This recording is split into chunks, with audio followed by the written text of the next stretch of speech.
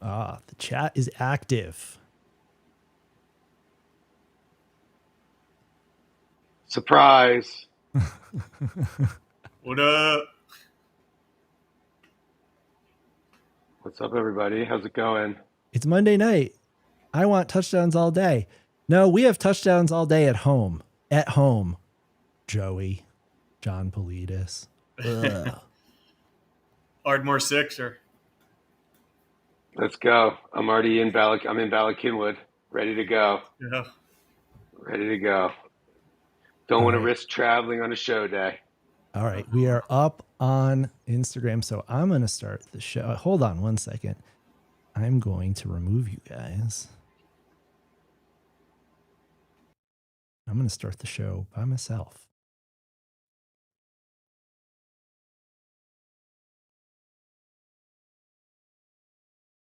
One moment.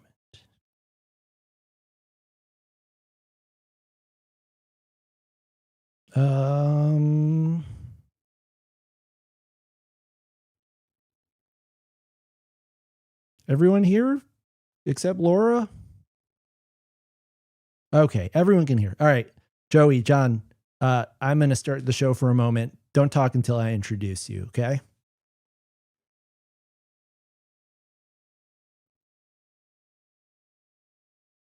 We're mass communicating. We're mass communicating. We're mass communicating.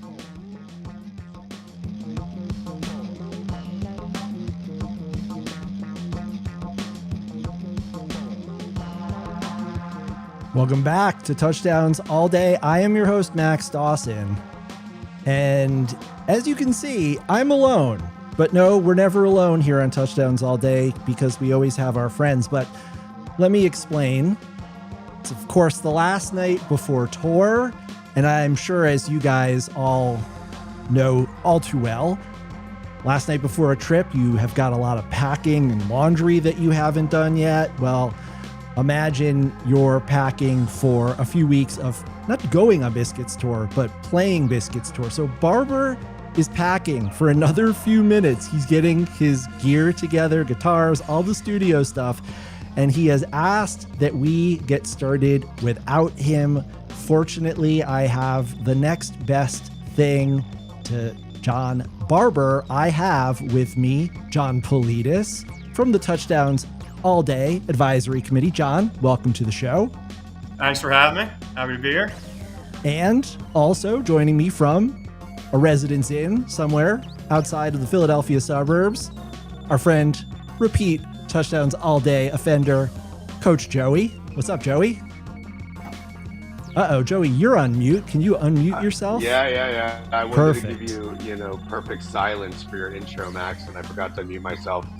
So I appreciate good that. to see everybody. Pumped for the weeks ahead.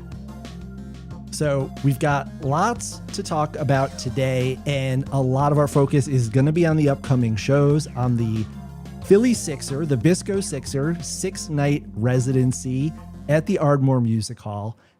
Poulides has joined us as our literally resident expert on all things Ardmore. Joey is going to be talking a little bit about the prep work that he and Mark have put in over the last week to getting the set lists for this set of shows together. When Barber joins, we're going to transition the conversation into what Barber was calling recently the best weekend ever for the Disco Biscuits. Some of the new material that John and Joey have been working on recently in the studio with the other band members. And we're also going to look back on 4 years. It is now 4 years of this collaborative partnership. And so we'll have lots of stuff to look back on and reflect on. Great to see everyone in the chat. Welcome back to the show, guys. John, Joey, let's get started out with building the hype for Ardmore and the Bisco Sixer, what the band's calling it, this 6-night residency at the Ardmore Music Hall. Now, the Ardmore, truly the hometown venue for the Biscuits. 3 of the 4 guys live within spitting distance of the Ardmore, and for the last few years, the guys have been using the Ardmore as their lab where they can experiment in front of a friendly crowd. They can do cool side projects. So we've seen countless shows at the Ardmore by Conspirator, Electron, Star Kitchen, Brownstein Family Band, all the side projects. Biscuits, of course, have played the Ardmore as well. So February 2021, during COVID, the band set up there for 2 nights. Many highlights during those shows. I was listening to them this afternoon preparing. John, Joey, do you guys remember those Ardmore 2021 shows, and or were you able to attend? I was not able because that was a tough one. You had to like auction, and that was above my pay. It's tough knowing they were a couple blocks away playing without me. But Joey, were you able to be there? I have never been to the Ardmore Music Hall. Ever. What? Oh my Yeah, God. first timer tomorrow. Yeah, in 2021, I think I was in the mountains. It was COVID. I believe I remember watching those shows. They were streamed. The Electron shows that they played recently just have never worked out. And I live in Colorado, so I travel a lot to see the Disco Biscuits. It's hard to necessarily prioritize every other band project. I do when I can. And the Ardmore has escaped me. So I'm excited to make up for that times 6 this week. And, then I'll have dinner 6 times. Well, if you haven't, maybe tonight, spin back those Ardmore shows on Nugs. I will specifically recommend you check out the monster Great Abyss from the second night. And from the first night, there is a really cool Rocket Science Jam. That is a song that has got way too long without being played. I love me some Rocket Science. I would love some Rocket Science. So Joey, seeing that you haven't been to the Ardmore, I think this segment with Poulides is going to be as useful for you as for anyone else, because John is a resident of the neighborhood where the Ardmore is located. So as a service to the community, for everyone who's coming in from out of town for these shows, or even the local Philly heads who don't make it out to the suburbs that often, I would have John share a local's perspective on what to expect this week.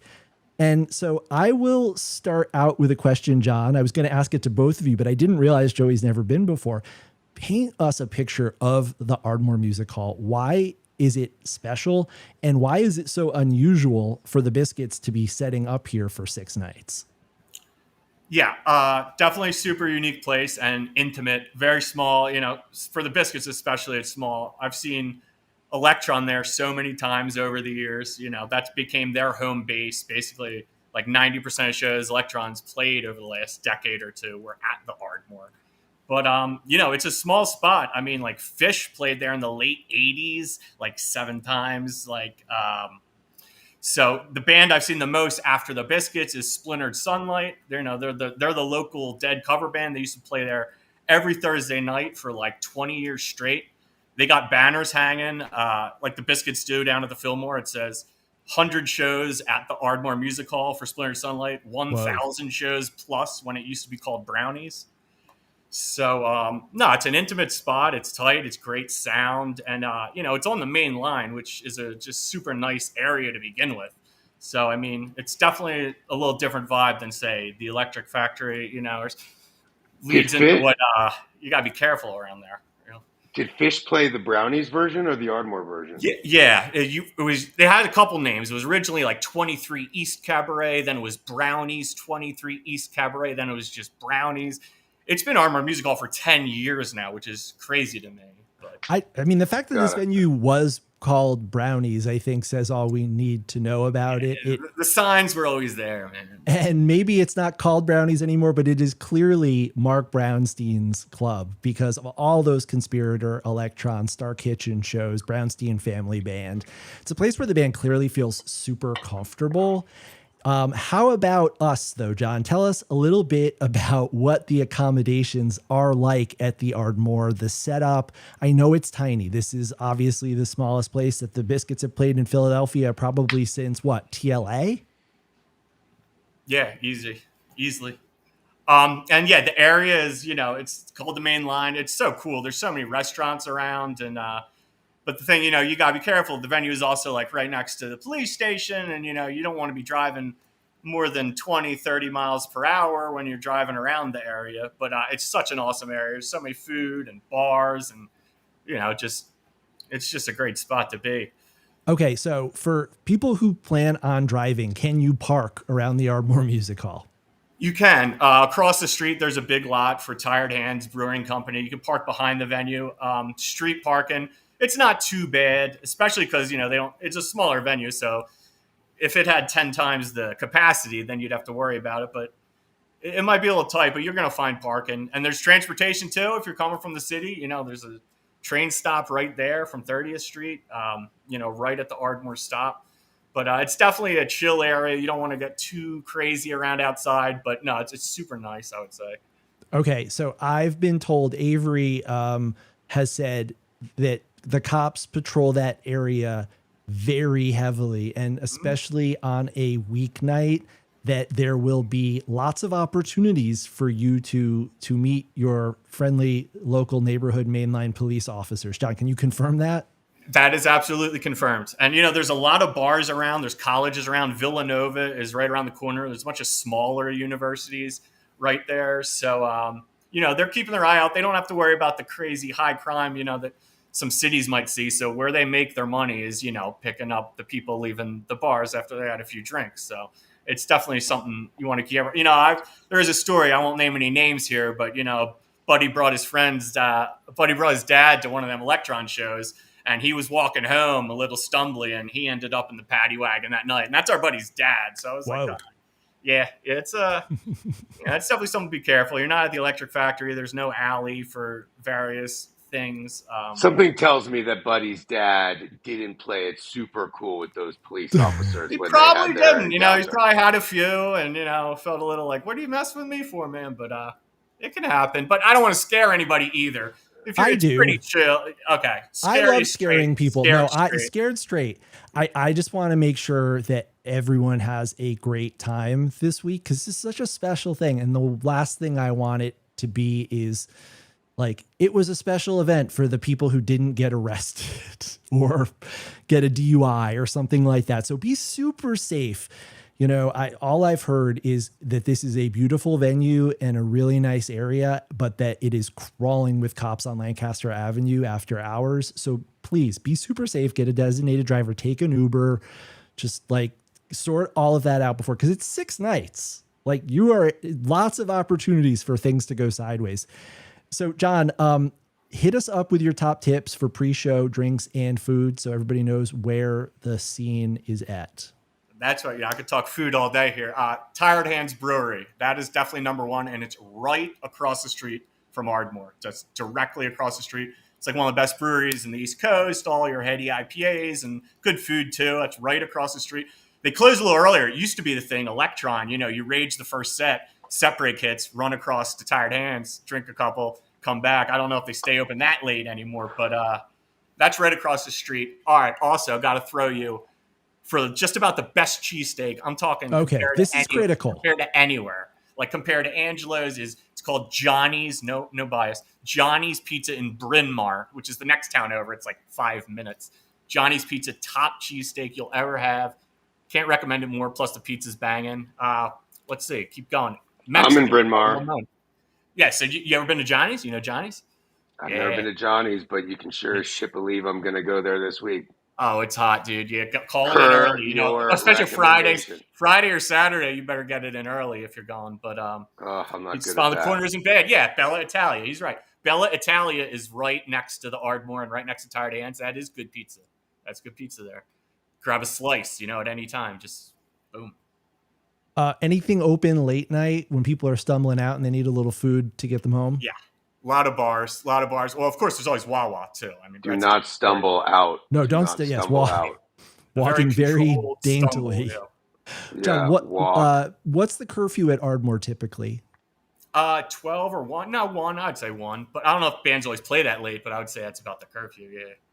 But there's bars everywhere. It's the main line. There's colleges, Jack O'Shea's. There's a lot of cool bars around. I'll just say everything you've said, I believed you wholeheartedly. I did not believe you about your confidence of when the venue closed.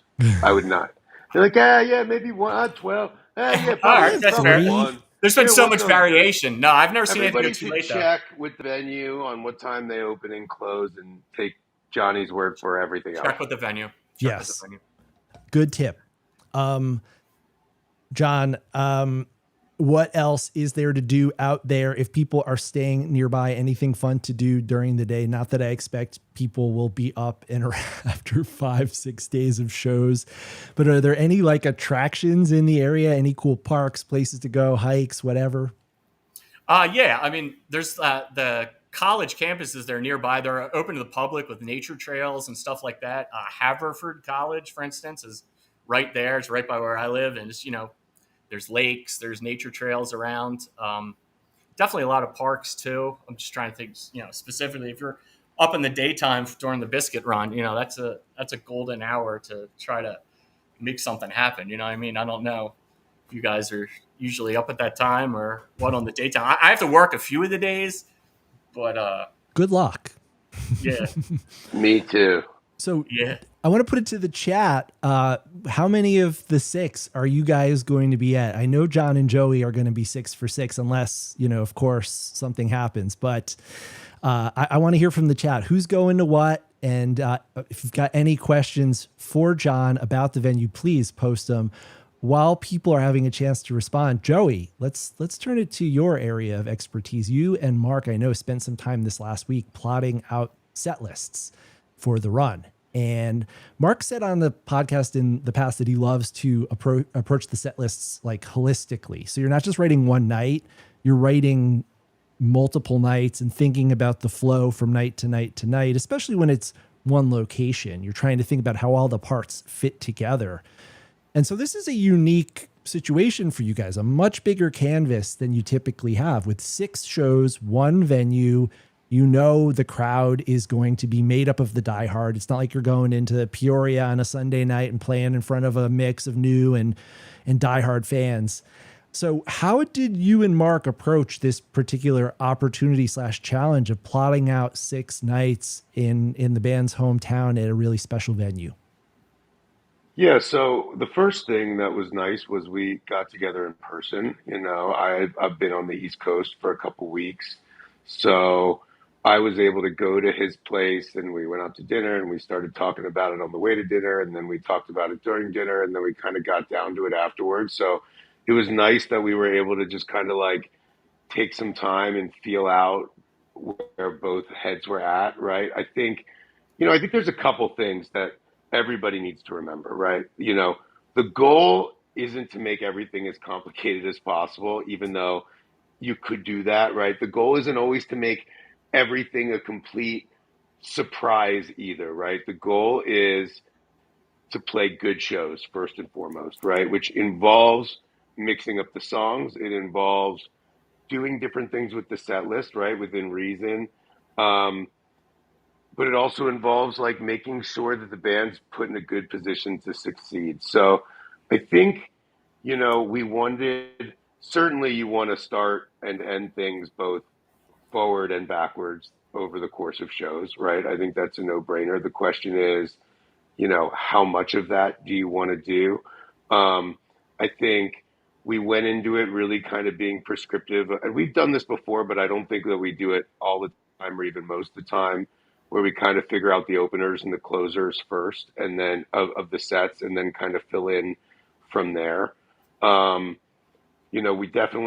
band is definitely committed to, playing some songs they haven't played in a while. I think not only in Ardmore, but throughout. I mean, the nice thing about these 6 shows is it's not like a 6 or 3 months from now type of situation. It's a 6 and then 7 shows coming right up at Between the Trees. So there's not that like overwhelming pressure that if the band doesn't play a certain song, yeah, granted, you only come to Ardmore, but of course you got to come to Salt Lake City and Montana and Colorado too. So not everything has to happen necessarily in Ardmore, but I know that the band wants to play some songs they haven't played in a while. Obviously, the new songs will continue to be featured, right? There are going to be hopefully even newer songs played that nobody's heard yet. Certainly one debut, maybe multiple.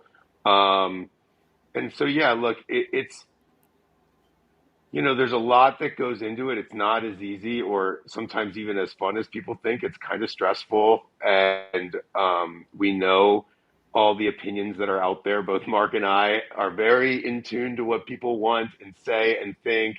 And we want to also balance some of that feedback, right? Like it's not about like what one's person opinion is, but if you see certain themes across multiple people's opinions, generally, there's something to take away there. So we try to mix some of that in too.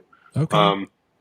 Joey, Justin Nichols had a question. Will there be any type of running theme between the shows, or is it just balls to the wall, all out Biscuits Blitz? I wouldn't, even if there was, I don't think I would tell you that necessarily. I don't think we're super, like, I think there might be some things, but I don't know. Okay. Yeah. It is your right, and I encourage you to take the fifth on any of these questions because we want surprises. We do not want to spoil anything. We don't want to put you on the spot. But let me put you on the spot. People were speculating when they announced the 6th that this could be a fun opportunity to do all sorts of different themes. And I saw someone saying, what if there was a rock opera night and a movie night and a tractor beam night and a this and a that? Did you and Mark discuss anything out of the ordinary or, beyond just the normal out of the ordinary unique combinations of songs and inversions and transitions that make up the typical out of the ordinary Disco Biscuits show?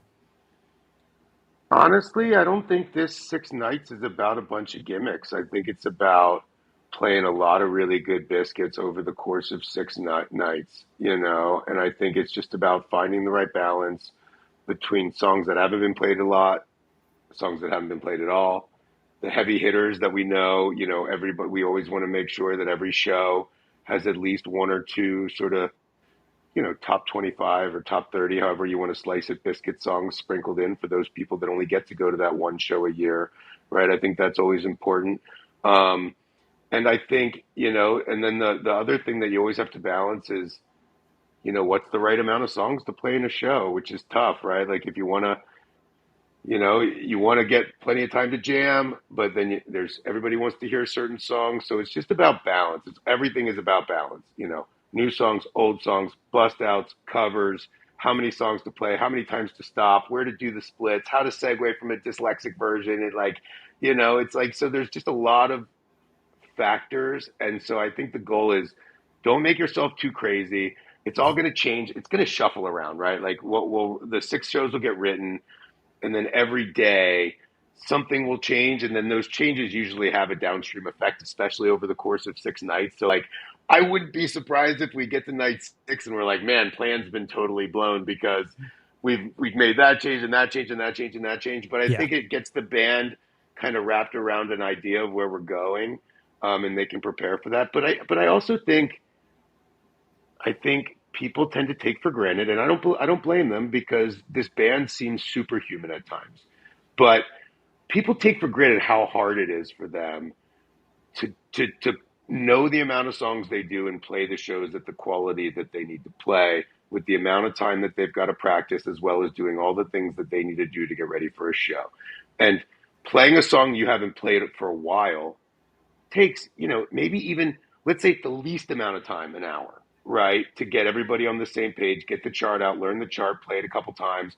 Probably to do it right, if you're looking at Bizarre Escape from Atlantic City, maybe 90 minutes to 2 hours, right? So you take one, let's say that even if you're going to do one a night, now that's 90 minutes to 2 hours each day practicing one song before you get to anything else. Now that's a big commitment. Now that's not to say that they wouldn't do it, but I'm just saying it takes work. And then you take into account that they're going to play the end of a song and the beginning of a song, and they might finish that song tomorrow, and they've got the segues to think about and the key changes to think about and a new song to perhaps learn. And it's a lot, right? And you're also trying to keep vibes high. You don't want them doing punches before the show. Not that they've done punches in a while or ever. I just like to say doing punches. Doing punches, yes. Don't do any punches, No punches. and you want them feeling good. You want them feeling confident. So again, it's a balance. I think this week will be light on gimmicks, heavy on bangers, and top tier jamming. We love that. Joey, you kind of anticipated some of the questions I was about to ask. One was about the balance. And you just said it. You've got your quote unquote hits. You've got your like tier 2 classics, the new songs that need reps. You've got debuts. You've got rarities, bust outs, covers. There's so many different things on the board and only so many slots.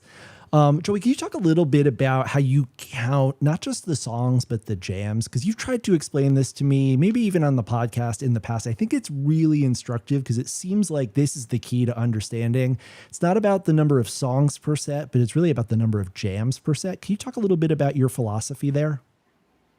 Yeah, so I personally think if you look at historically good sets, that generally there's about 5 to 6 jam sections in that set. And that could mean you could have a 3 song set with 6 jam sections, and you could have a 5 song set with 6 jam sessions, depending on how, if full songs were played, if there's intro, outro, jams, etc. So, for instance, I think the Mishawaka Amphitheater set 1, which, is show of the year last year. It's one of my favorite sets, old school set. Yeah. You had, what was it? It was Hot Air Balloon, Hot Air right? Balloon, So yeah. you have Jam 1 was Hot Air Balloon into, was it Shemrabu or C to B? What was the first? What was the, Poulides, you're was it the a- expert here. I look was to it you a for C to this B stuff. or Shemrabu after the Hot Air Balloon? West Coast, Whatever. man. Come on these. Whatever. It doesn't matter. They play. I think it was Shemrabu. So it was into Shemrabu. Then you had the middle Shemrabu jam. Then you had the out of Shemrabu. Right. So that's 3 jams. That goes into the beginning of a C to B. Yes. Middle of a C to B. A C to B technically kind of has like 2 middle jams. So that's Mhm. almost like a jam and a half. And then you had out back into Hot Air Balloon. And so there you're sitting at 5.5, 6 jams for a 3-song set. Now, if you had yeah, that's exactly right. So you've got the jam into Shemrabu, the middle jam between Shemrabu and C to B, about 1.5. I usually count the 2 jam songs like Robots, a C to B, I Man as 1.5, although sometimes they push closer to 2. It'd probably be easier to 2, but when you're thinking about set length, you have to take those things into account. If you play 5 songs, but you don't finish all the song, right, that saves jams. If you do an inversion, right, you save a jam because you don't have the in and the out. You just have you don't have the in, out, and middle. You just have the in and the out. If you stop playing, you save a jam because you don't have the outro intro jam. So there's all sorts of ways to get to that magic number. Now, I'm not going to say it's going to be formulaic. I don't necessarily think that the band necessarily gives a shit about all of my cockamamie ideas. Sometimes they're just going to say, we want to play this many songs, and they've had different ways that they've thought about it all the time. But it does seem like that is around the money mark where you can have a lot of creative jamming. It doesn't get too long, right? They've got places to go. But the other thing is like the band very rarely plays the whole set. They have a tendency to play the first couple songs of the set really long and cut a song or two. One thing that happened in Atlantic City, which we talked about, this is actually like something that probably shouldn't have happened, and we talked about it after the show, is like Shocked wasn't supposed to be the set ender in that show, right? Yes. Like they blew through the set in 3 songs. There was more than they would never have a 3-song set. Like they liked 5, at least 5 named songs, even if it's not 5 full songs. And so at the end of Shocked, my point was they never ended on Shocked. They didn't practice ending on Shocked. And it's not really a set ender. It's the first song of the rock opera. It's intended as a jump off point. So probably in the middle of that jam, what they should have done is pulled the trigger on getting out of Shocked, not playing the end of Shocked, and getting into the set ender, which I think was like Confrontation or something like that. But those are the types of things that happen, and then we talk about afterwards, and then going forward, and Mark was like, yeah, I got to get the band to Confrontation instead of ending there. It's still a great set. Yeah. But those are the type, they've got to react to what's going on stage. Once the band's playing, there's only so much I can do other than like, wave my hands and scream at them from the crowd. Joey, we got to get you on the in-ear monitors on the talkback mics so that you can. No. Yeah, I don't think they would like that. That would be very popular. They make fun of me too much on their own talkback mics to have me listening in all the time. Joey, on the topic of rarities, I know everyone always has the songs that they're clamoring for. Are you at liberty to divulge any of the forgotten classics that might be eligible for Bust Out? Feel free to say no. I don't want to spoil anything. But are there any things that you are thinking about? Look, there's no point in me saying, because until the band plays it, it doesn't really matter, right? Like every tour, there's songs that are planned and they only play half of those and then they play another half that weren't even talked about randomly, like Bizarre Escape, Game Time Decision, or Day of Decision. It's weird because like that's the type of song where like the band, I think, before tour wouldn't even get excited about it. But then in the moment when somebody's like, let's play Bizarre, everybody's like, yeah, let's play Bizarre, you know? And now it's kind of back in rotation, hopefully. And hopefully we see something, I'm sure over the course of the next week or two, we'll see Bizarre Escape again. I'm not exactly sure when. But look, I think there's some bigger. Joey, the doorbell just rang. We have someone's here. It's John Barber. Hey. What's up? Here he is. Yeah. Oh, my God, dude. Did the lawyers call you, Max? Not yet. Am I anticipating someone knocking down my front door, or?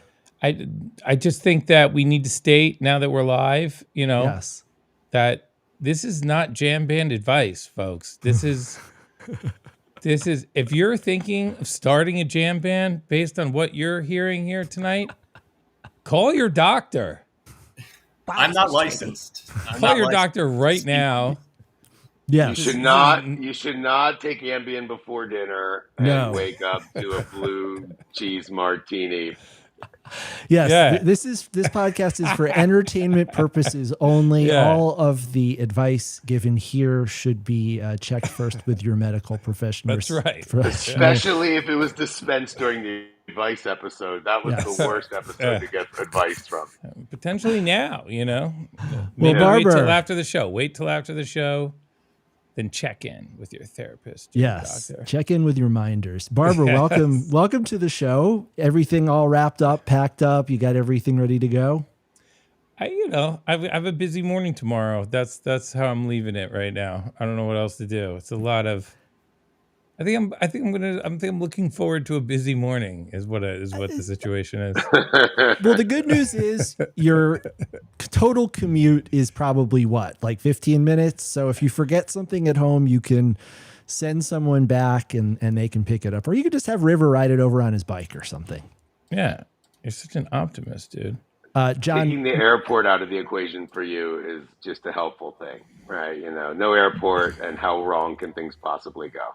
Yeah. Yeah, John, seriously. John Poulides is with us. Cletus Poulides joining. What up, John? Is our Johnny. Our resident Ardmore expert, lives in the neighborhood. Before you came on, he prepped everyone for what to expect from the venue. Barber, can you tell us a little bit about why the Ardmore is special to you? Yeah, I mean, it's an incredible place to play because it's a really focused stage between the band members. And it has an open field, but there's like a wall on one side, so it gives you this like, it's almost like you're on like a basketball court or something. It's intimate. Yeah, and it's good, but it's got this big balcony going along the side, so it feels big, and it's a cool spot. Like we've all played there, everybody's been there. We played there as the Biscuits. We played there as every other side project. So yeah, it just kind of earned it. There's good food. The restaurant's good. We've been talking a lot about the neighborhood eats. John, Joey's been walking us through some of the work that he and Mark put in for planning out the shows. Nice. Joey, my next question was about set construction. And so the fully segued no comma set list has gone from being fairly rare occurrence, something that would happen, here and there, it would be considered a special event, to now it is uncommon for there to be any commas. And I wanted to know, and we have Barber here, so Barber, you could weigh in on this as well. I want to know, is the band still feeling energized by the continuous DJ mix format? It certainly has created a lot of excitement, but there are lots of different show formats that exist and that, Joey, you have written set lists for with Mark, and John, that you have. And I'm wondering if you're considering mixing up the fully segued sets with any other type of set constructions.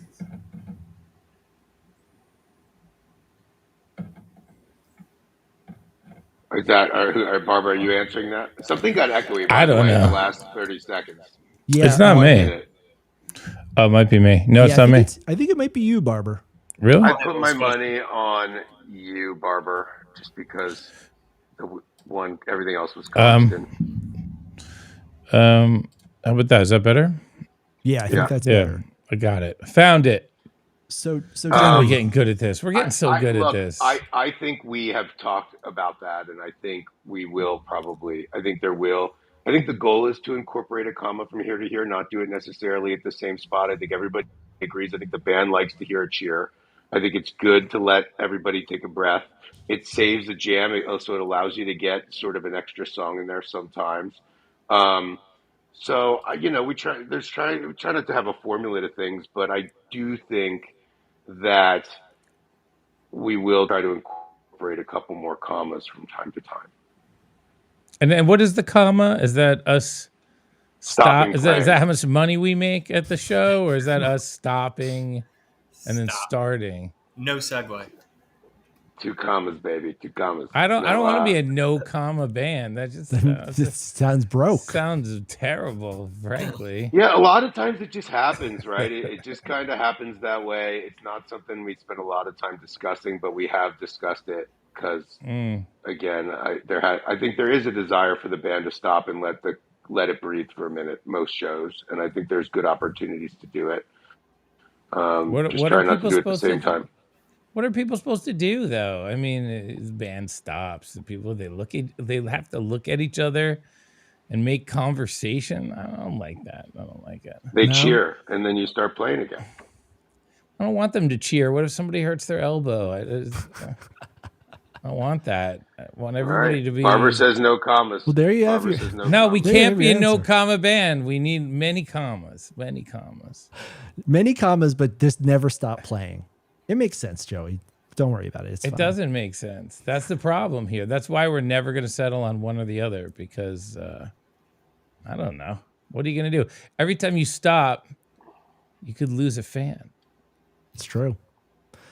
Well, You can never stop because if you never stop. You I mean, can't if give them an opportunity to run out the door. If you can't, in today's world with TikTok out there, when they just want to run and sit in the car and get on their TikTok. Short while attention spans. if you Yeah. pause, they could be Stops, on their people start- phone. They could be watching a TikTok. They could be watching a stream from another band. You need to dominate their attention. That's right. Yeah. Look, I personally, I don't need commas. I can just keep going. I like the dancing. I like intro and outro jams. But I do hear the reasons for commas too. Listen, How does Alan feel? Is Alan? He just goes. I don't think they call him a robot for a reason. I guess. I mean, yeah, I mean, it's with him. It's all software. It's really, as long as he's lubricated all the joints and stuff like that before, he's fine. I mean, here's how it works. Nice. You play commas and people complain there are too many commas. You play sets with all brackets and arrows and inversions and no stopping. People complain. Where are the commas? There's no winning. You just, oh my God. I mean, look, Another- People complain about bookended sets. I see that all the time. Like no other band bookends their sets, and it's like a uniquely Disco Biscuits thing to do to start and end the set with the same song. And I get it, like you don't want to do it every time, but I see people bitch about that all the time. I'm just like, come on. I think Frasco does that. I think he does that all the time. I think Frasco does that. I mean, if only we could ask him. John Poulides, thank you for joining us. We got to bump you because we had an unexpected visitor. Yes. Andy Frasco. What the hell's going on? What's going on, dude? Oh God, dude! The pop in. Dude, I'm in Nantucket. I don't know how I got in Nantucket, but I'm fucking here, dude. Fancy. How we doing? The Let's land go. of green furniture. The green furniture land. Look at this! Look at this trust fund ass place. There's a fucking. Pool table Pool and ping table. pong and Dude. foosball? Or is that air hockey? I think I'm the first Jew to ever be allowed in this place. Yeah, be quiet. They'll be coming door to door to make sure they'll be getting you out of here real quick. Yeah. Make sure you can get out of there. Yeah. Make sure you can get out of there. I don't think we've ever met. I'm Joey. I don't know that we've Hey, ever Joey, officially, I'm Andy. met. Nice What's to up, meet you, dude? bro. Good to see you, man. And Andy, Good to I'm see you Max. too. We've texted about having you on the show, and this is an unexpected I surprise. saw Barber's message, and I thought, I texted him like I bailed on you twice now, so I might as well try to at least get one in. Try not to be a dick. So Andy, I don't know if you know this, but Totally. The Biscuits are about to play 6 nights in a row at the same venue, like very close to Barber's home. Any Okay, I have thoughts questions about about this? this. I did see this. I was just in Philly. I was in King of Mhm. Prussia. We had we had Hamilton sit in for Sean, and I saw that. So what's your game plan here? It's a weird experiment where I want to feel like I make a TV show for a living. So we're booking a show where we drive to the studio and we perform our TV show, and then we go home in our house, and we don't have to like check in and out of hotels and stuff like that. This So it's sounds like a more- cup party, Barber. Sounds what? like you're in a chair Yeah. and watching Brownie have sex with somebody. Cuck party. Yeah, that's. I mean, almost that idea exactly hasn't been discussed yet, but I like the creative energy. You know, I We were like- I just think talking Johnson about. We were just just sat talking in a about chair gimmicks. we need to and get some watch ratings. Brownie That's for ecstasy sure. And just like start crying over like stuff that happened in the past. I Yeah, like I this. told the audience. I told the I think if audience we could no sell a gimmicks for this handkerchief. week. No gimmicks, but you No No gimmicks. gimmicks, but I wanted to lure them into a sense of the not thinking anything was coming. cuck chair on stage is not a gimmick. That is sound jam band fundamentals. I mean, when you The say only no, person to invite to sit in is Michael Franti. Oof. that'd be You great. hear about timing. that shit? That shit's wild, dude. I don't I understand. don't know what's this story. What is this story? It's kind of Dude, happening. Franti was diddling, I guess. No, he Oh, no. wasn't. Nah, he was just. He was. We say was- allegedly on the Touchdowns All Day podcast, It's right? got to be allegedly, right? Yeah, I mean, he admitted to it. Yeah. allegedly. He said it was I don't- allegedly. He admitted to it. Yeah. I don't have a Apparently. defamation advisory disclaimer to play, John. Judge, jury, and executioner right here. Day one of the news break. Bring it to the public. Well, Ah. I don't know a lot. I've tried to like, I'm trying to like, yeah. I'm Well, trying to no- figure the whole situation out, but No better way to talk about a scandal than with no knowledge about what's actually happening. Frasco, That's the best. Are you on vacation out in Nantucket, or are you playing shows? Because you are like the hardest working man in showbiz. You're always doing something. I like that was my buddy Packy. I had 2 days off, and my buddy had a show cancellation. He really needed me to come here, so he flew the band out here. So we're helping him out. We're on show 20 in 21 days. What? Yeah, What? How are you still alive? What? How is that even possible? I'm not doing blow. I think that's what's helping. Ah, good. Yeah. So you have some, something to look forward to for the. I Next. think what's important is sleeping. And the bus is. I think the bus helps so much. It's like you sleep, and when I'm not on cocaine, I could actually sleep. So it's like Wow, you don't need an Ambien before dinner to get you through the show or anything I like asked my that. doctor because I was like, "Yo, I do blow. I kind of party a lot.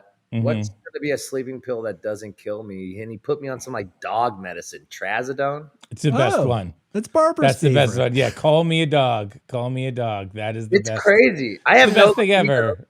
It's non-addictive, by the way. You can just No, I love it. It's kind of like a Stop, little start. anxiety pill.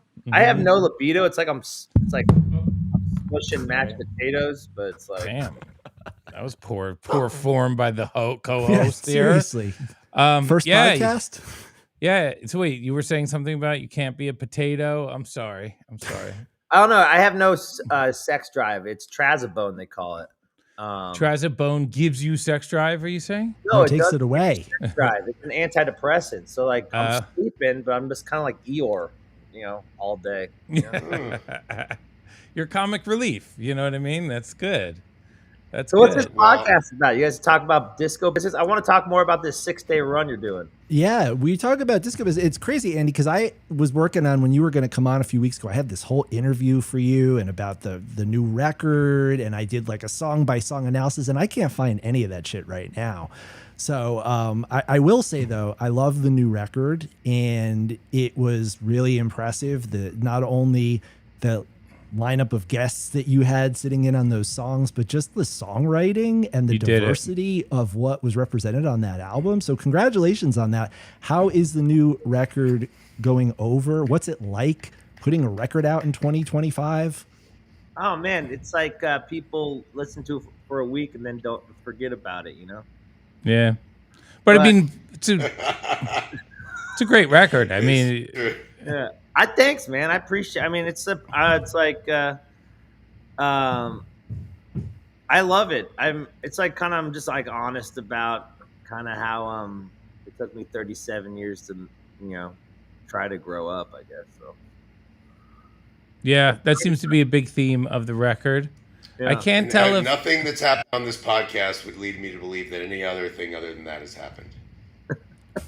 isn't the whole point of being a Sometimes, musician? like as the musician, when you're a musician, you're always thinking about either the fans or you're thinking about just like getting to the next show or playing as much as you can or trying to make as much money, and you forget that you're a human too. And sometimes when we don't put ourselves in that position as a human, they'll just suck all our energy out of us until we're nothing. And you see that a lot happen with mental health issues and stuff. So um All the time.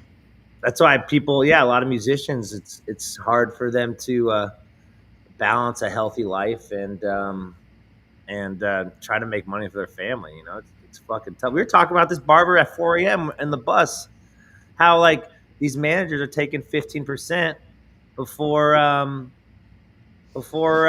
we even get we have to go through all the expenses, and then our managers and our teams are taking 20% before we could even feed our families. And so it's like I think we need to reunionize how musicians approach this lifestyle to make it healthier for us. Well, one thing that's a through line through that album is mental health and like, obviously there are songs like Crying in My Cocaine, or Tears in My Cocaine, sorry, where, maybe you're not practicing that self-care, but there is definitely like an underlying theme of everything is going to be okay. Is that like where your headspace is these days? I mean, it's hard to maintain that optimism in the world, let alone in the music business right now.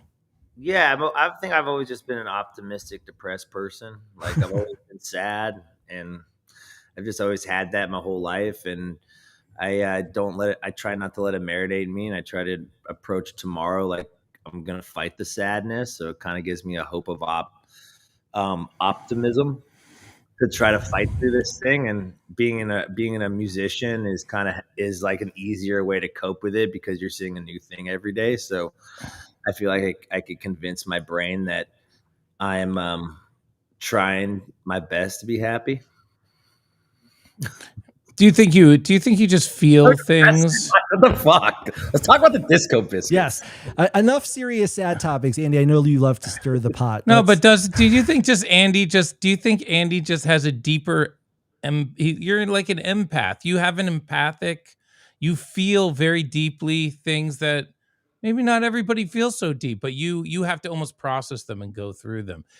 And that's interesting that you feel like traveling helps you to process those kind of thoughts because you have this like fresh start every day, which allows you to maybe fight through some of the over manic moments or maybe the painful moments, and then you're seeing this new place so you can start fresh. You can almost put those feelings to the side when you have a lot of them to deal with all the time. Do you think it's something like that? Yeah, I agree. But it's also you can't. It's got to be a fine line of because if you just like forget about it, then you're suppressing feelings. So you kind of have to feel the feeling and try to grow from the feeling, right? So it's a little bit of mixture of like not dreading the past, but also not forgetting the past, so you could be a better person today. Yeah. I guess, right? I mean, don't you think that the certain songs, depending on how you're feeling, which maybe nobody else understands, but how you're particularly feeling on your Wednesday in Oklahoma City or whatever, right? And then Yeah. you go on stage and you play certain songs which you wrote because you're like one of these guys who writes your own stuff, you know what I mean? And every word has a lot of meaning to you in a way that maybe you listening to the song, you can't even pick that meaning up. Like, do you avoid songs based on your day-to-day disposition? Yeah, like so like example last night, like I took a week off cocaine or 10 days off cocaine. I did cocaine last night. And it totally Can't tell. totally Can't felt like tell. Melf. Yeah. Totally felt like meth. You know, I was for sure on meth. Cocaine. I could feel it. Do you know that Yeah. feeling? I've Yeah, only I mean, yeah. But it was because I forgot the lessons I gave myself Right. last week saying, I'm going to stop this. Right. You know? I like when I stopped it and I was getting sleep, I was feeling good. And then you're like, oh, I have one day off. I might as well, party or Mm-hmm. blah, blah, blah. And I did that. And then I felt like shit today. And I learned my lesson. So tomorrow's my next day of getting, going back, getting exercise and, not marinating shit that I did something bad yesterday, but learn from it and try to be better tomorrow. What's the exercise? What's the plan there? Like 3 hours of you porn. Do they charge you for that? Like, is there a point where you get the little like on Netflix where like, are you still watching? Is there like a YouPorn window that's like maybe you should kick $10? No, I'm so cheap. Maybe it's I get 30 seconds of a video. I'm so cheap. The free preview. Well, it's better than when like watching the scrambled. I gotta figure that out. The scrambled channel on cable when you were growing up. I mean, look, Horny Coin. You can make a mint on Horny Coin nowadays. Like that shit's going to the moon, dude. Horny Coin? Yeah, to the moon, dude. You know it. I don't know any of these. You are like the Bitcoin master. What's Horny Coin? What is this? It's this coin. It's going to go crazy, dude. Trust me. It's the time. It's just like if you're into altcoins. That's now I need a disclaimer. No, none of this content should be construed as financial advice. Horny Coin is not a security backed by the SEC. John Barber is not a licensed financial advisor. Barber's the richest guy in this fucking chat right now. I think he's the only one who should be. I wish. I'm fourth richest of this chat for sure. Well, we measure wealth by the experiences and the friendships along the way. And so, Andy, that's right. That's right. We know one of your good friends, Nick Gerlach. He is a good friend of ours, the funniest man, the trivia master. But I don't know to what extent have you been with your current band for a long time? Because the Disco Biscuits, John's been with these guys for 30 years, and that's like a marriage at this point. So I want to know your opinion on the outside looking in, and from your own experience of going around the country 250 nights on the road a year with a band. What's it like being in one of these creative partnerships? What do you observe about the one that takes place between John and Aaron and Mark and Alan? Yeah, I mean, this month we're celebrating our 15-year anniversary as a band, so we've all been together for 15 years. Congratulations! Wow. Congratulations! Awesome. Yeah, we all want to fucking hate each other, kill each other, love each other. It's the part of the thing. But at the end of the day, we know together we make music that fit us. So even if someone's having a drug problem at the time, we got to fucking cope with that. Or if someone is having relationship problems and they're not really fully present with the band, we kind of have to talk. I mean, this is the longest relationship I've ever been. It's like I'm married to 4 dudes and we're not fucking. You know, we're just having all the emotions of a platonic relationship. And maybe you should start. Yeah. I mean, we've tried. It's been 15 years. Go for it. You've put in the time. John, when have you been? You got to wait to the 20th anniversary for the sex. I call bullshit. No drama. You guys aren't having sex with guys right now. I know you're not. I know you've been with them for 15 years. You guys aren't having sex anymore. Not anymore. There was a time though where it was frisky backstage. Well, that's why you get rid of your drummer and you bring in a new guy like Alan, because you need a little sexual tension in the band. Sammy was too much sexual tension. That was the problem with Sammy. I think the tougher part is as people get older and have wives and stuff, it's harder to write with each other together. Everyone starts writing individually, and I think when people start writing individually,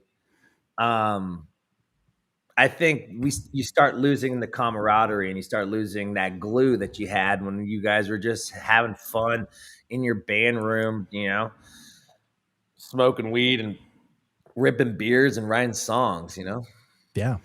It is tough to find a space that matches your age group and is designed for a music group like a rock band. You know what I mean? Yeah. Like rock bands are designed for garages, kids, punks, stuff like that. When you're older and you're like your music career is a serious thing.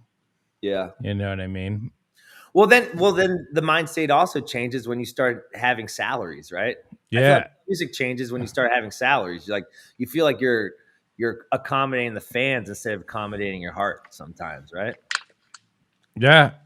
It is salary makes it weird, that's for sure. It Like, also it settles it down a little bit too, Yeah. which is nice, but like what makes more money, biscuits or your musicals, Barber? oh god, it's not even close, dude. I know where your heart is. The musical was a labor of love. I mean, dude, that musical could make a lot of money if I could figure out how to get like Disney to do it. Then Let's it would do it. be Let's crazy. find some money, dude. I'm Easier to gonna get be a in bit- touch it's right easier now. to get Send a me the biscuit. pitch. I'll find some old rich dudes. Let's do it. Dude, dude, I see back there you have a pool table and a ping pong table and a foosball table.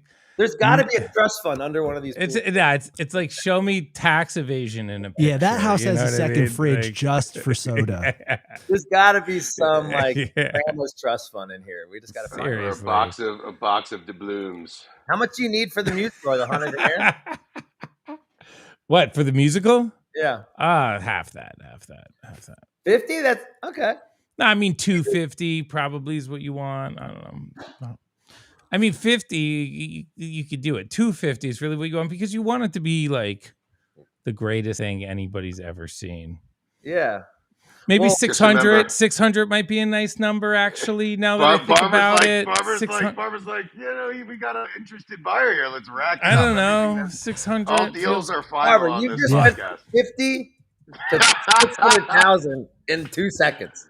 That was classic. I mean, Barber I right think there. you make if you had our musical and maybe $1.16 million, we would make an incredible movie, dude. Incredible, and we could make $180 million with that movie. All you need is an investment No of problem. $2.6 million. I'm in Nantucket for 3 more days. I will find us that trust fund, bud, to get that musical off the ground. Nantucket is Yeah. the place to do it. That's where we're going to Horny find coin. the Yeah. bankroll. Horny Andy, coin is a great horny option. coin. Yes, we accept for- horny for- coin. Isn't horny coin just basically chatterbait? I mean, I don't know. Like, maybe I'm not stealing any ideas from them. You know what I mean? This is original stuff. Barbie, I guarantee you, when it's all said and done, you're gonna have $200 million in your bank account. I just know it. I like your style, dude. This is good.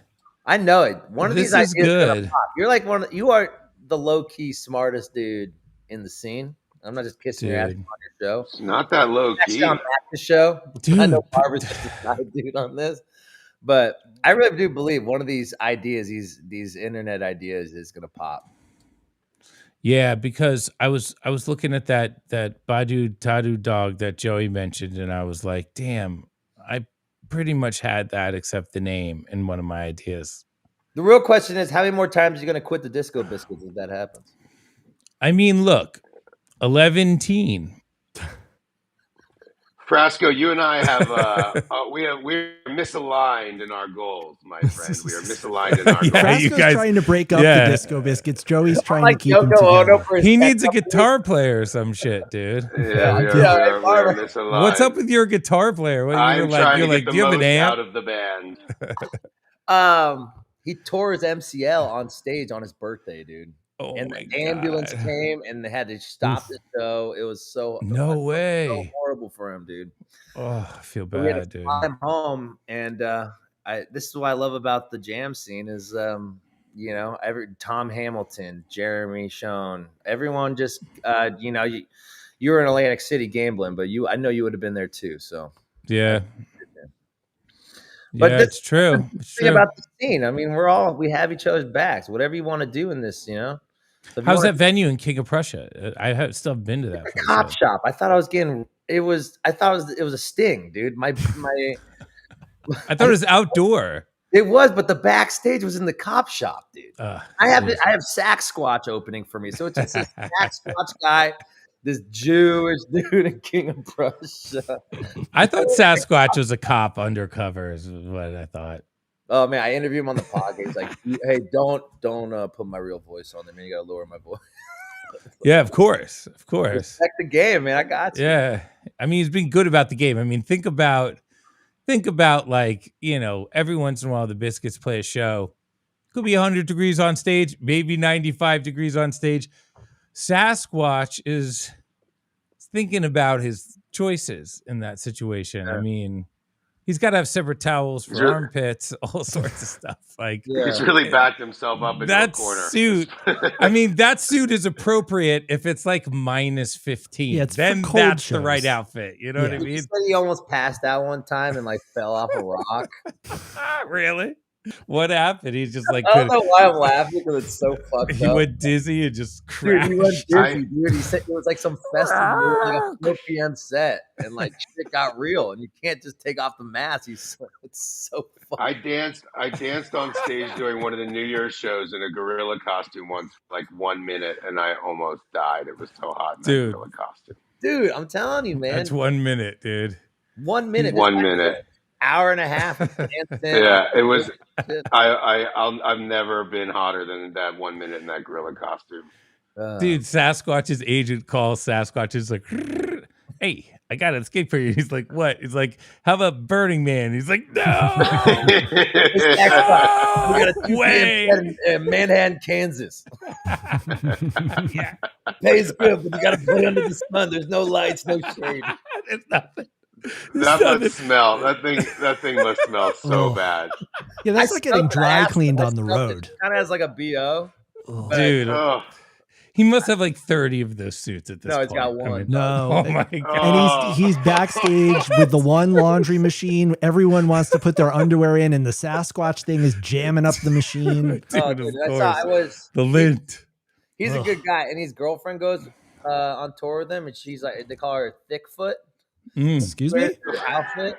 And she has these like big feet. That's why I asked him, like, yo, do you guys like fuck in that thing? They're like, hell yeah. Hell yeah, dude. God. Hell yeah. Oh, yeah. So I mean, dude, I gotta get us back on track, guys, because Sorry. because we promised the audience something here. We promised the debut of a new song, Andy. We didn't know you were going to be on. So we probably, Andy, you were talking about how hard it is to find time to write as the band, gets on in its career and people have wives and families and kids and stuff like that. And, John and Joey have cracked the code because I have in front of me a list. Joey and John and the band have collaborated on the creation of 37 songs in the last 4 years. And it is almost 4 years to the date since when Joey first pitched John on the idea of doing a space opera. They have written 37 songs, and that's some with John and Joey, some with Joey and Mark, some with Joey, John, Aaron, and Mark and Alan. It's like different configurations, but the prolific productivity has been amazing. And so, Andy, first of all, wanted to get your response to that 37 songs in 4 years. And then second of all, we could play the new song for Andy Frasco and get his take on it. Hey, Joey, I'm not familiar with your game. What do you do, bro? I write songs for the Disco Biscuits or with the Disco Biscuits. Yeah. I have a normal job outside of that. I've been friends with these guys for a long time. And John and I came up with an idea for a rock opera backstage one night randomly. And that turned into the first 14 songs. And then we realized that we had really liked writing songs together. I didn't know that I knew how to write a song until I did it. And then it turned out we liked to do it together. And so now we've done a lot. And I coached the band and helped get the most potential out of the band and have done that for a couple of years now. Holy shit, you're the Rick Rubin. Yeah. We often say that. Dude. Yes. That is been said. But mixed with Antelope Greg. Okay, so yeah, a little bit of Antelope Greg. Well, isn't it amazing once you find your partner and you could just flow? It's like it's a lifetime quest to find your writing partner, and when you find them, things just work. Yeah, we got it down to a science. We have a lot of fun. We know how to do it now, like from where we started to where we are now. We just kind of get together. We know that at the end of the day, we're gonna be well on our way to a 6 song, and it just seems to happen every single time. So I know we love doing it, and we got together last weekend. We wrote, over the last 2 weekends, really. We did like a solid 4-day weekend where we worked on some new songs. We worked on Scars, getting Scars ready to get out the door. And then we got together again this weekend. we did some writing. We hung out with the kids. Me and John had to watch the kids while Lisa went out. So it's like a mix of everything. It's a lot of fun, and it's been for me. Andy says I've been a lifelong Disco Biscuits fan, and so all of a sudden to have that opportunity to take such a big part of the creative process has been a beautiful thing for me, and I think it's been a lot of fun for them too. So, damn, you went from groupie to main bitch. yeah, that's I mean, that's a very eloquent way to put it. yeah. Yeah. Yeah. So Joe, that's- I got one question before we talk about the song. Who's the hardest to work with out of all of them? That's That's good right. question. Great question. definitely Love Barber. That's Definitely true. Barber. Definitely Barber. Yeah. Why Barber? I had a feeling it was Well, because he has this habit where when he thinks real hard, he feels this need to rip his socks off and put them in his mouth and just scream and pound the wall. And so every time we're cooking, we have to like take a break. He's got to pound the wall. He's got socks in his mouth. It's like a whole thing. And so, once you get past that, though, he's pretty docile and he's pretty easy to get along with. What about when you And don't he's get his ideas? Does he get pissed off? No, we don't. It's not like that. I think, it's interesting. It's like we both are very, I mean, he calls the shots first off. So it's like, there's rarely a case where he has an idea where I'm going to shoot it down. I'm going to try to figure out how to make his idea happen. Like, that's my job, in my opinion, is if Barbara has an idea, how do I make that idea happen? Unless it's really bad. And then I will try to slither my way out of it somehow. Sock squatch is funny as fuck. Sock squatch. That's just funny. Yeah. Yeah. Mr. Hiatus over here. I like it. I'm gonna start calling you Mr. Hiatus. So, John, Andy, Joey found something really interesting. I think ties together the beginning of this partnership and the current state of it. It's a text message exchange between John and Joey from August 2021. I'm gonna bring that up. I don't know if you guys can all see this. It says, so let's talk about that rock opera again and get it down on Poet and paper. Do you have time to text about it? And Joey says, I was thinking about texting you about this today. Now, why that is relevant is because the hook to the new song that you've been working on kind of takes that idea of getting something down on paper and turns it into the theme for what I think is one of the most interesting compositions you guys have done together ever. So why don't you guys set up this song that we're going to play for Frasco before we dive into it? What's the name of the song? What's the idea behind it? How did it come about? The song's called Dream Journal, and it's about whether it's a dream or an idea. Oftentimes if you don't get it down on paper, you're going to forget about it. So I think that's the core theme of the song. It's been dressed up in sort of a song where there's definitely there's people in this song or multiple people vignettes in this song that, I think puts a wrapper around the idea, which I think is up to the people's interpretation, how they want to interpret that. But I think the core of it is, and once you get it down on paper, right, that's when it becomes real. That's the issue. Was it like in your head for a while or what? No. I committed. We wrote a couple songs at the beginning of the year. John had a baby. I was going through a bunch of stuff. I hadn't written anything in quite a while, and I had a couple weekends ago, to just sit down and by myself for 2.5 days and just start to write. And this was something that just came out, or a version of this obviously came out of that, enough for sort of me to bring Barber a concept, and then once we start working on it, then it really comes alive, because that's when the collaboration happens, and the things that are good, we double down on. The things that are bad, we get rid of. But this just was, I wanted to make sure we had it. We decided that we wanted to get together before tour. So I wanted to make sure that I came with several concepts, that were not fully baked, but, had enough to them that we could jump off. This is fucking awesome. I didn't know you had a guy. I didn't know you had a little Gumar, Barber. Got to. What got a what, little what, what do you side think? piece It's my over first here, day. dog. It's not my first day, dude. It's not my first day.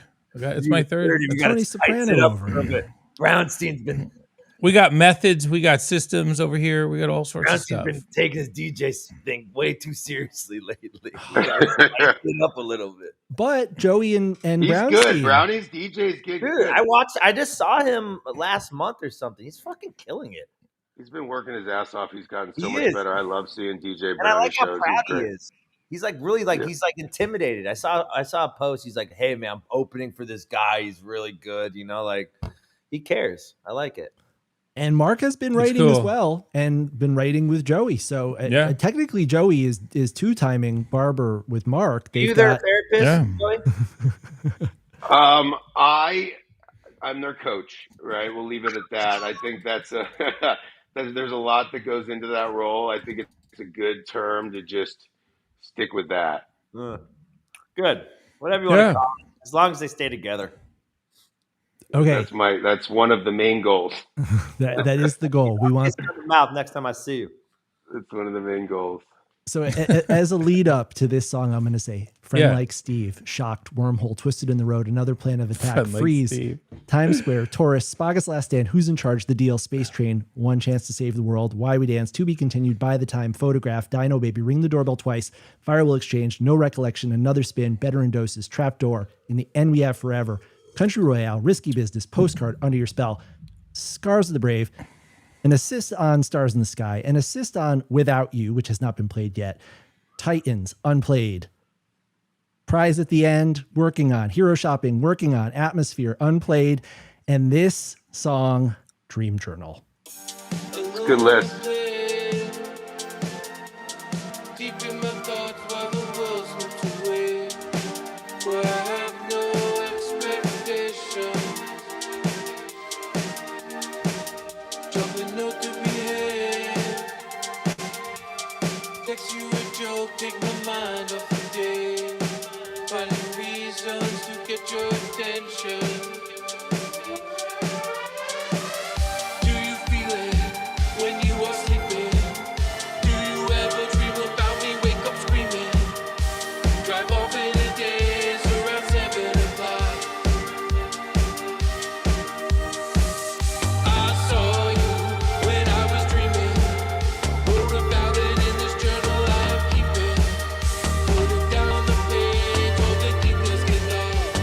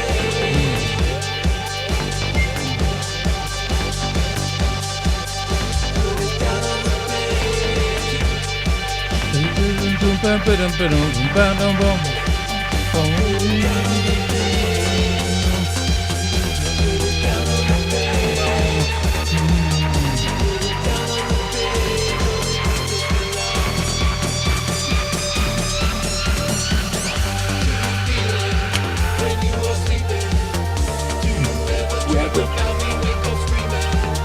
You drive off in the days around 7 o'clock. I saw you when I was dreaming. I wrote about it, it was true, I am keeping.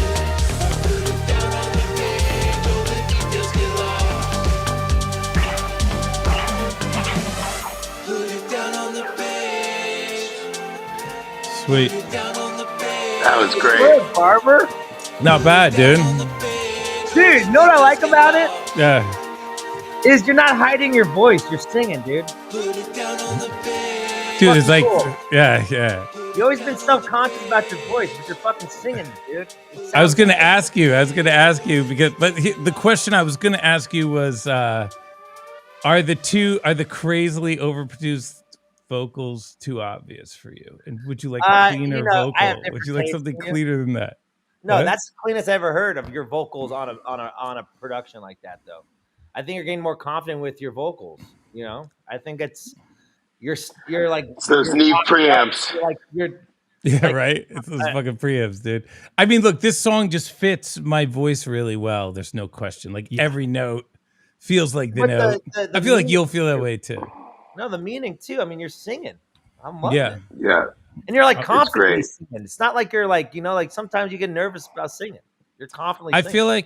feel like there's room in the market for like a jam band Teddy Swims. You know what I mean? And I'm just like, I already have a bathrobe thing from time to time. I just feel like I need All the right, right chill. I need the Teddy right Swims. vehicle, you know? I need the right musical vehicle for my voice. No, Something great. I think this is dude, I'm really proud. You're That singing. song's fun though. You thought the chorus was fun, chorus right? was good.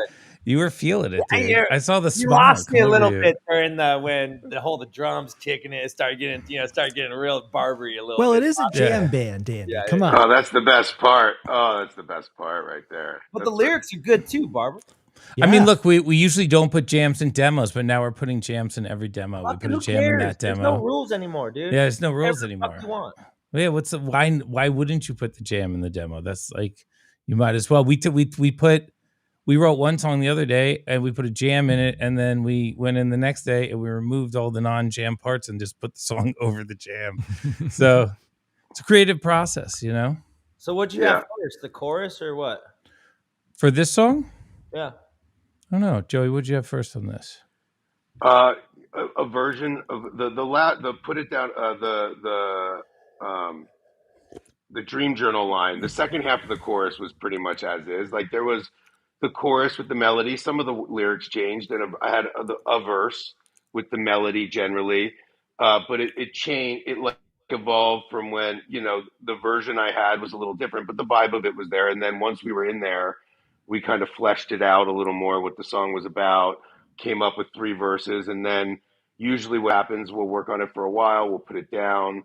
I have some time to kind of think through it, when we have some chill time at Barber's house and flesh out the lyrics, and I'm kind of going back and forth with him. And he's also, what if we say it like this, or what if we do this? And there's just kind of like a little bit of a back and forth. So I think the verse and the chorus, generally speaking, but they evolved as the weekend went on. Fucking titties. I'm proud. I'm just proud. Like you're opening up as a vocalist, Barber. It's making me like proud little brother, bro. Thanks, man. Thanks, buddy. Andy, they did that in Barber's basement in the very space that you're talking to John in right now over the course of what, day or two, a weekend at the most. And that's what John and Joey do now. They get together every couple of months. They lock themselves down there, and they, at 2 or 3 in the morning on West Coast time, I get a demo, and it's like every one of them has so much creativity and care and love and soul in it. And it's really exciting to be able to share this with you, Andy, and with everybody in the chat right now. World debut on Touchdowns All Day of a song. Barbs. You're like you're like an onion. Yes. Another It's a layer of deep the onion, song baby. too. Yeah. It's got that Yeah. dream logic in it. It sounds dreamlike. I saw people in the chat saying it sounds like Kraftwerk, Miami Does a little bit. freestyle, 80s electro synth pop. John, any kind of influences? Because I feel like that 80s synth pop sound has been coming through in a lot of the songs recently. Is that like conscious, or is that just what's happening for you right now? It's like I'm in like a weird video game where like it doesn't matter what I start with, it doesn't matter what I do when I'm in the studio, it sounds like Kraftwerk. Every single song sounds like Kraftwerk for some odd reason. I don't know what it is. I feel like I don't know, maybe I'm forgetting to press the no Kraftwerk button on the mix. I don't know where that button is, so I don't know. It's Are you producing these or mixing these things, or are you just are you doing it all? we cook them up like hotcakes in the middle of an afternoon. That's what it is. It's like fast and furious and finished. We're the three F's, the three F's of music. Yeah, That's the most important thing. I think is like we always go back to our first thoughts, so why overthink it? yeah. I mean, that's a lot of it too. But we rewrite everything as the tour goes a little bit too. Yeah. The fans Yeah, are there's cool a- with it. The fans are they're only mildly upset. There's by the always time to practice. adjust it, right? Like if the good news is this will be the worst the song ever is, right? So the song's only Yeah. going to go up from here. If this is the worst it ever is, it's got a bright future. Hey Joe, do Yeah. you make money writing songs for the Disco Biscuits? Or pro bono? I get some royalty checks. Yeah, we get some royalty checks. They're not, they're not nothing. They're not Good. nothing. Good. But it's a labor of love for sure. This is Yeah. my favorite thing. It's an honor. Honestly, it's an honor to be a part of it. But yeah, if one of these things hits, one of these fuckers hits, man, it will be a great day for all of us. I Yeah, mean, and- Dream Journals can be huge, dude. And We still you're got- opening up your boy into a different dimension. So that should be something you're proud Look, about. I will come out like the times that we've spent together making these songs there's no price tag you could put on any of it. I wouldn't trade it for the world. It's been some of the best times of my life. Barber, you better start giving them some points on your tech companies for helping you with all this shit. Yeah, Throw 'em yeah. a couple points. Come on, what's that gonna do? Throw your boys some points.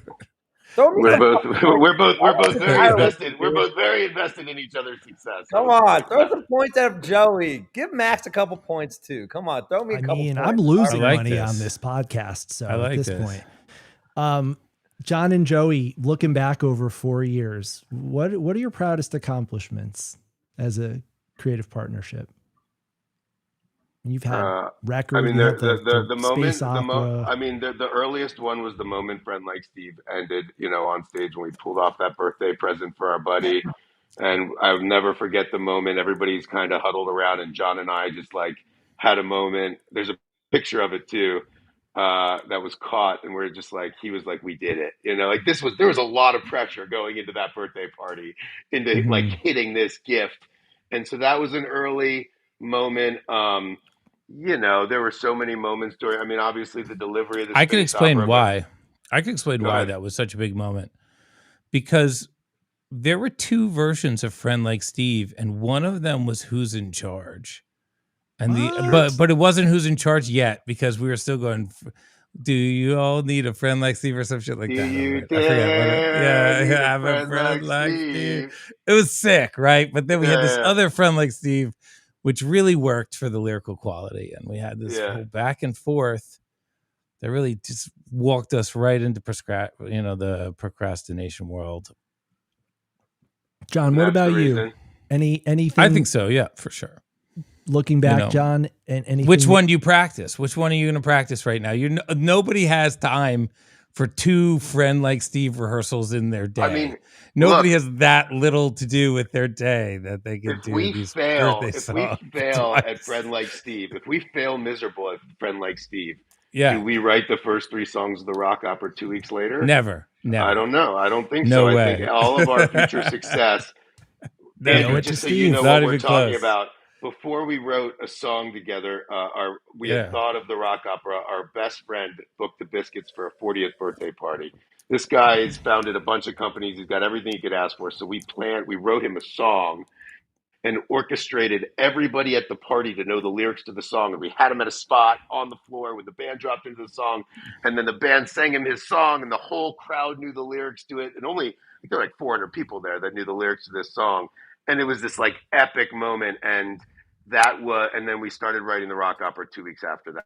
So that was kind of like just like an early, like we learned that we could write a song together and pull off a plan. And that would be sort of, I think, a big test that we passed. Who's the worst songwriter in the band? They are That's all. the weirdest they all have, question. They all What have kind so of much to question is bring. that? They all have so much to bring. He's to each so song. clickbaity. This is so clickbaity. Well, that's Yeah. why his podcast Yeah. has listeners. Like I say, Yeah. we are misaligned in our goals. We are misaligned in our goals. Your goal Well, I is say, good who do you think podcasting. needs help the most? Maybe that's the better way to approach it. Who do I think what? Who do you think needs help the most with their songwriting out of all three? I think everybody needs help with their songwriting. Everyone can use an editor, can use a contributor, can use an objective person to take a look at what they're doing, to throw ideas off of.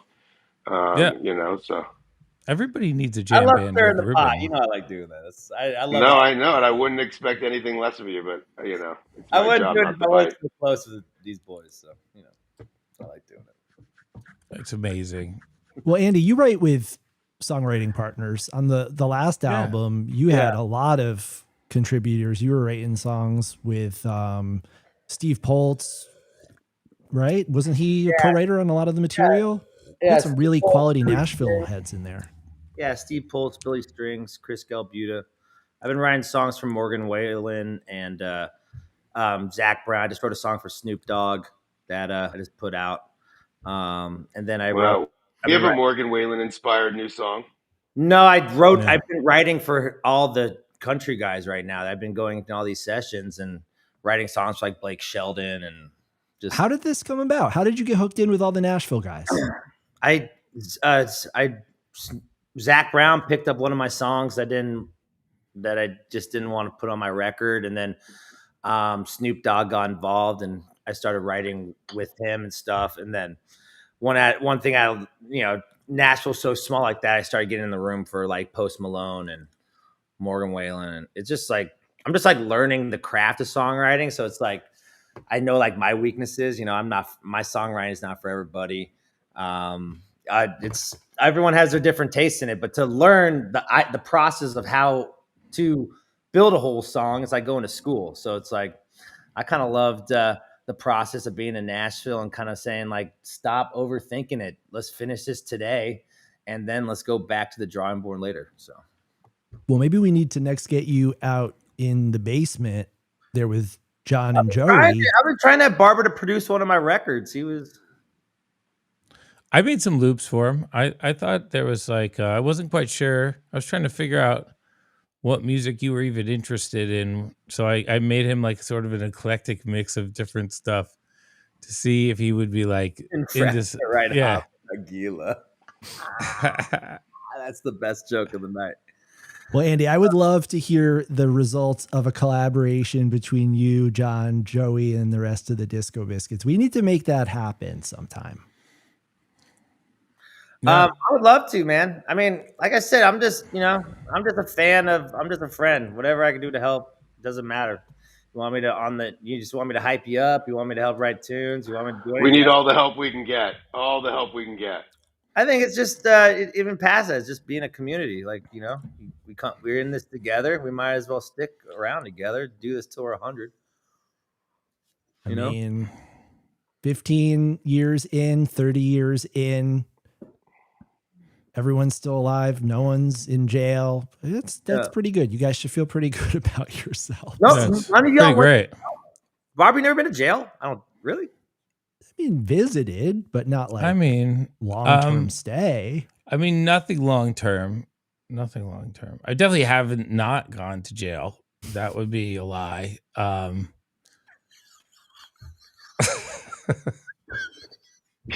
know what I mean? So it's like I've seen a lot of parts of the country, and I'll leave it at that. Let me ask you a question. Do you think it's easier to get arrested on tour or home? Which is easier to get arrested in Good question. for you? That's a good question. I got arrested in Berlin. That was the scariest time I ever got arrested. Was Whoa. off day in Berlin.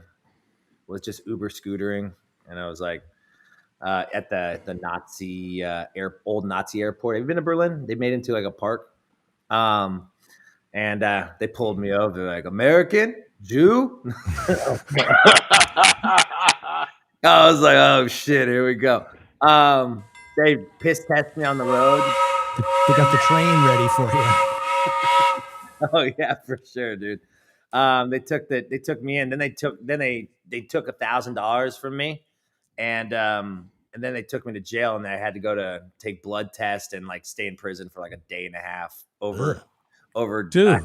weed in my system, driving one of those Uber scooters, like those like lit, whatever those things are called, those limes or something. Wow. Fucking Dude. ass. That's intense. It was scary. I saw some Romanian people like cutting themselves with blood and just like putting it on my chair and shit. It was fucking weird. In the prison? In the jail cell? Dude, it's scary. I'm I not like that. I don't survive in prison, John. I'm not a guy who could I'll be someone's girlfriend real quick, you know. It's way you too do pretty. what you do. You're You got way to do too to pretty, survive, dog. Andy. No one's going to hold it against you. We just want you to stay safe. I'll just like settle. I won't even fight. I'll be just like, yeah, I'm your girlfriend now, I guess. I don't know. Well, guys, on that note, we've hit the end of the show. Andy, thank you so much for this unexpected treat and for being a part of the therapy session / pot stirring kind of. Yeah. A lot of stirring. Yeah. I gotta get in But it's there. tour. I gotta get in here and freak out your fan base a little bit. I know We love it. people don't really like me out here.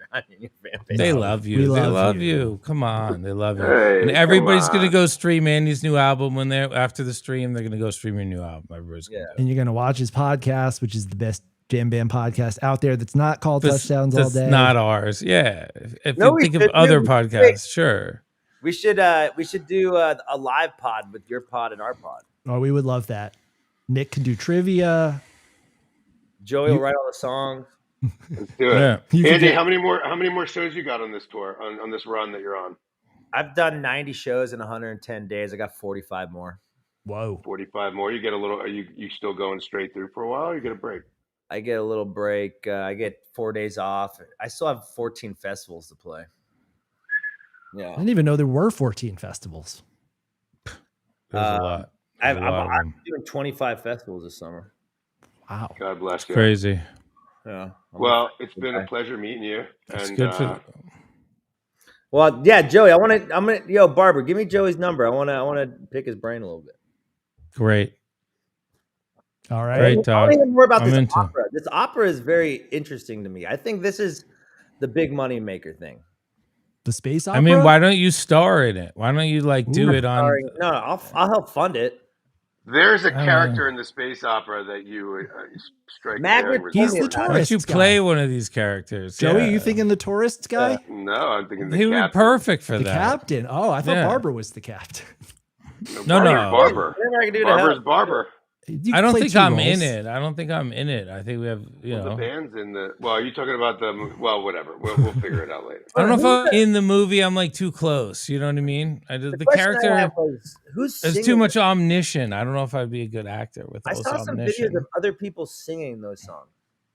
So there's two things, Frasco. There's a musical, right, which is it's a side project of the Hot Air Balloon, and Yeah. it's called what's it called? What's Very the name of Moon? the musical? The musical. The Very Moon. The Very Moon. Very Moon. Right, and John Yeah. and Aaron worked on that with this guy Nick Schmidl, really talented guy. Then there's the space opera, Revolution in Motion, which was an album that the Biscuits put out and played. So there's two things really that you may be conflating.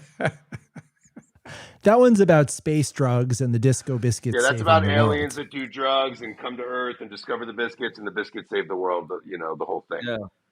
Joey, I see it now. Andy as the captain. He's already shocked. I think this is good. He's on a lot of fuzzies. Yeah, Yeah. he's got a ton of talent. Trying to make good decisions. Stumbles upon greatness, Mhm. Oh, man. brings I mean, her home. I Takes walked over the with the world. greatness in here, dude. This is the greatness right here. 3 people just fucking. And we haven't even talked about football yet, dude. Like, what Oh are we yeah, doing? what are your Eagles gonna do? You got 2 more seconds for that? We I've could never, talk about the I've been, Eagles for 2 seconds. Yes. I've been an Yes. Eagles fan my whole life. I've never felt better going into a season than I do this season. I I mean, it don't. just seems like, It's incredible. Whoever's drafting your guys is the saint, like the godsend. yeah, Mhm. he's the goat, Howie. Dude, that dude this year too pulled fucking magic out Yeah, of his ass, dude. I couldn't believe that. he is the He's goat. he's He's the best. talented. Didn't like He is the didn't best. both rookies, like one got an interception, one got a fumble return or something? Like wasn't it like Yeah, our rookies lit it up in the Super Bowl for sure. Yep. I mean, Yeah. the guy Howie, when he was like 11 years old, he wanted to be a GM. Basically, started writing letters to every team, and like eventually, one of them was like, "Come in, be an intern at like 17 or 18," and he was like GM by 29 or something like that. You know, he Like lives for it. Moneyball. Yeah, he's great. He's great, and I think the team. Look, even if there is, I mean, we're stacked at every skill position on the offense. We've got incredible players across the defense, and we've got great coaching. So I think it's up to us to execute, and I feel really good about it. Hopefully, we'll stay healthy and do what I think we'll do. Yeah, thank God you got one team that's good because the Sixers are dog shit trash. Yeah. No, I don't get too emotionally invested in the other Philly sports. I kind of have Oh. enough. The Phillies Biscuits are take good. a lot of Phillies are good. emotional. The Biscuits take a lot of my emotional investment, and I have enough left for the Eagles. Come on, Barber. Buy part of the Eagles. Come on with that money you got. Let's go. I know you have all this money. I Yeah, know. that's I startup want. money. I think what we're gonna do is instead of getting the Eagles, we're gonna get like one of the summer football league teams. Arena football. Yeah, I think we're gonna. I think Antonio Brown defaulted on one of those. Yeah, there's Probably one picked coming that up one for. Yeah, Yeah. sheriff's auction. Get Antonio Brown's team on Get a sheriff's USFL franchise. All right, I'm playing the theme music. I gotta go. I gotta make dinner. auction. Bye, everybody. Nice to meet you. Later, y'all. Hey, Joey, nice to meet you, brother. Max, thanks for having me. Thanks, Love you, Barber. Andy. You're the best, buddy. See you, buddy. Great having you. All right, John, do you want to freestyle some original lyrics for tonight based on the episode? I don't know. Frasco was amazing. We always have so many good questions. Even if we don't even know he's coming on the show. You don't know where it's gonna go. We know where we know what to do, dude. That's the thing. We're pros at this game. We can have a superstar like Andy Frasco come on the show, grill him, and also promote his new album. And it's seamless. It's seamless. I just hope there's somebody nearby to give him a hug when he gets done. Yeah. Carry him to wherever He's Yeah, just carry all him somewhere. alone. Yeah, Carry I him hope somewhere he- and give him baby kisses on the forehead. He's all alone in that beautiful home, walking know. around, playing pool by himself, playing Trying not foosball to by do himself. It's kind of tragic. It's really I sad. mean, He'll be East fine. Coast living, dude. He'll be fine. Yeah. No, Good there's guy. another Whatever show happens in tomorrow. Nantucket. Good guy. Yeah. All right, All y'all. right. Well, Barber, have a I'll great see you tomorrow. Tomorrow at the Ardmore. Yes. See you Let's all at the go. Ardmore. Thank you, Andy Frasco, John Poulides, Joey Friedman, and of course, thank you, John, for joining us the night before tour starts. On behalf of everyone, Max Lawson saying, see you next time, guys. Later.